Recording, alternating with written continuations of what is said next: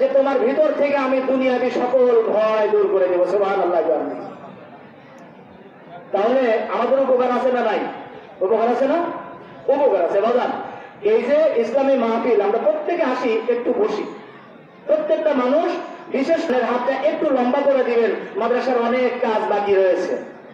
আল্লাহ বললেন যে বান্দা তুমি মুহূর্তের মধ্যে দান করবে নগদ, আমি আল্লাহ তোমাকে এই দানের বেনিফিট দিব নগদ। তুমি দান করবে নগদ। নগদ কেমনে দিবেন খেয়াল করেন। আপনার উপরে কোনো মুসিবত আসতেছে, আপনার উপরে, আপনার বাড়ির থেকে দাঁড় করে রওনা দিচ্ছেন, ধরেন কিংবা মোহনগঞ্জ রওনা দেন, রাজশাহীতে রওনা দিচ্ছেন, আপনার রাস্তার মধ্যে কোনো না কোনো একটা মুসিবত আছে, এটা আপনার তকদিরে লেখা আছে। আপনার বাড়ির থেকে বাড়ি রাস্তায় উঠলেন, একটা সাইকেল গাড়ি আসলো কিংবা একটা মসজিদ মাদ্রাসা বাঁধলো, আপনি পকেট থেকে কিছু টাকা দান করে দিলেন। আল্লাহ বললেন তোমার ওই দানের কারণে তোমাদের রাস্তার ভিতরে যে মুসিবতটা ছিল, আমি আমার তোমাকে মাফ করে যে মুসিবতটা দূরে হটাই দেবো। সুবহানাল্লাহ বলে। তাহলে আল্লাহর বিষয়টা দেখেন কত নগদ। আর আমরা তো মনে করি যেগুলো বোঝা বাকি।